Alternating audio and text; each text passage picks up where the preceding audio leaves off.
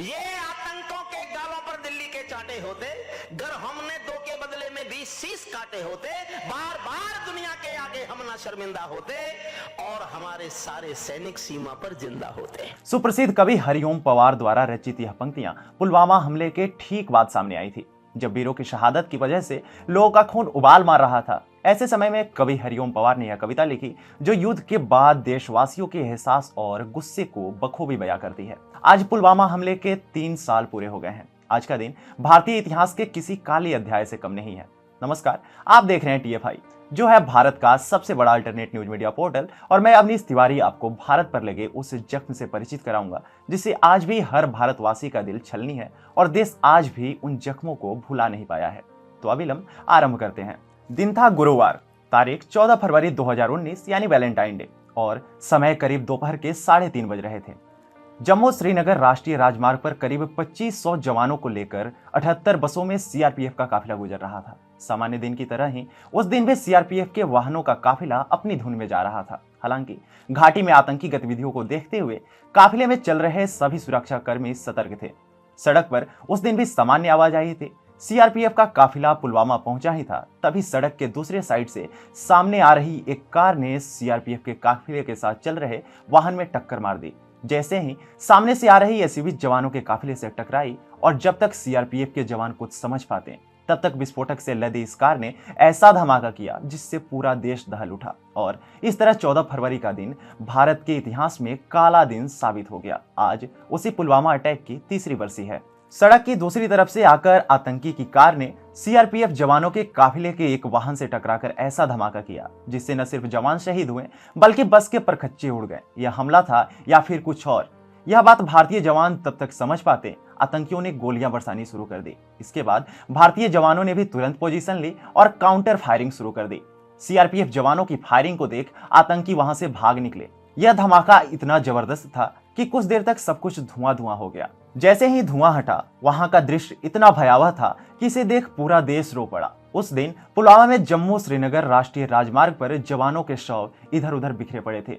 चारों तरफ खून ही खून और मांस के टुकड़े दिख रहे थे। जवान अपने साथियों की तलाश में जुट गए। तुरंत पूरे देश में हाहाकार मच गया, क्योंकि तब तक हमारे देश के 40 बहादुर जवान शहीद हो चुके थे। आतंकी संगठन जैसे मोहम्मद के आत्मघाती हमलावर ने इस घटना को अंजाम दिया था। इस कायरतापूर्ण हमले के बाद भारत और पाकिस्तान के बीच तनाव बढ़ गया। प्रधानमंत्री नरेंद्र मोदी ने जोर देकर कहा कि सुरक्षा बलों को पुलवामा आतंकी हमले के जवाब में उनकी प्रतिक्रिया का समय, स्थान और प्रकृति चुनने की अनुमति है। वह जैसे चाहें वैसे काम कर सकते हैं। उसके बाद फिर क्या था? पुलवामा हमले के ठीक 12 दिन बाद 26 फरवरी को भारतीय सेना ने पाकिस्तान स्थित बालाकोट में आतंकी संगठन जैसे मोहम्मद के ठिकानों पर एयर स्ट्राइक कर दिया। इस एयर स्ट्राइक में भारतीय वायुसेना ने इतनी बम वर्षा की कि उसके आतंकी ठिकाने पूरी तरह से ध्वस्त हो गए और करीब 300 आतंकवादी मारे गए। इस तरह से भारतीय वायुसेना ने बालाकोट में आतंकी शिविरों को नेस्तनाबूद कर पुलवामा अटैक का बदला ले लिया। पुलवामा हमला सिर्फ आतंकी हमला नहीं था, यह अंतर्राष्ट्रीय स्तर पर पाकिस्तान की औकात दिखाने वाला हमला था। जब सामने से लड़ने की हिम्मत नहीं हुई तो पाकिस्तान ने पीठ पीछे हमला कर दिया।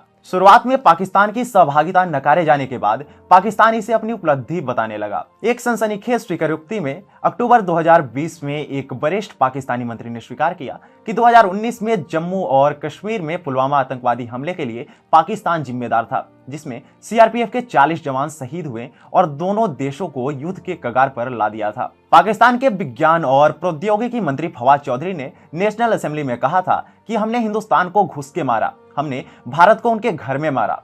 पुलवामा में हमारी सफलता इमरान खान के नेतृत्व में इस देश की सफलता है। आप और हम सभी उस सफलता का हिस्सा हैं। भिखारिस्तान के प्रधानमंत्री इमरान खान के करीबी चौधरी ने विपक्षी पाकिस्तान मुस्लिम लीग नवाज के नेता अयाज सादिक के बयान के एक दिन बाद टिप्पणी करते हुए कहा था कि विदेश मंत्री शाह महमूद कुरैशी ने एक महत्वपूर्ण बैठक में भारतीय वायुसेना के विंग कमांडर को रिहा करने का अनुरोध किया था। यह विंग कमांडर अभिनंदन वर्धमान थे, जिन्हें पाकिस्तानी सेना ने 27 फरवरी 2019 को उनके MiG-21 बाइसन जेट को पाकिस्तानी जेट के साथ डॉग फाइट में मार गिराए जाने के बाद पकड़ लिया था। पाकिस्तान स्थित आतंकवादी समूह जैसे मोहम्मद ने पुलवामा हमले की जिम्मेदारी ली थी और काकपोरा के हमलावर आदिल का एक वीडियो भी जारी किया था, जो 1 साल पहले ही उनके समूह में शामिल हुआ था। ध्यान देने वाली बात है कि 22 वर्षीय आत्मघाती हमलावर आदिल अहमद दार ने विस्फोटक से लदे वाहन को बस से टक्कर मार दी थी। पुलवामा आतंकी हमले की जांच के लिए राष्ट्रीय जांच एजेंसी द्वारा भेजी गई 12 सदस्यीय टीम ने जम्मू कश्मीर पुलिस के साथ काम किया। प्रारंभिक जांच में सामने आया कि कार में 300 किलोग्राम से अधिक विस्फोटक थे, जिसमें 80 किलोग्राम आरडीएक्स, एक उच्च विस्फोटक और अमोनियम नाइट्रेट शामिल थे।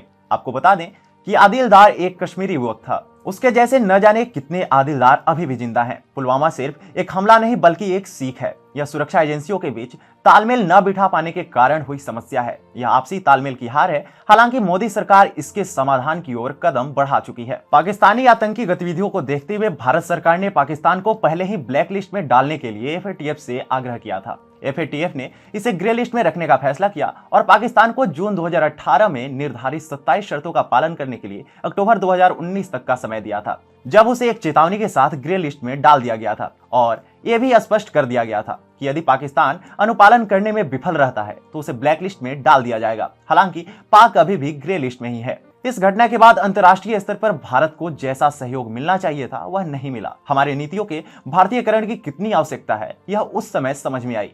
जब तक भारत समस्या के बड़ा होने से पहले आदिलदार जैसों को सख्त संदेश नहीं देता, तब तक भारत पुलवामा जैसा दंड भुगतता रहेगा। न जाने कितने पुलवामा हमले के बाद हम समझेंगे, न भूलेंगे, न माफ करेंगे से ज्यादा आवश्यक है कि न गलत करने देंगे और न ही गलत करने पर किसी की सुनेंगे।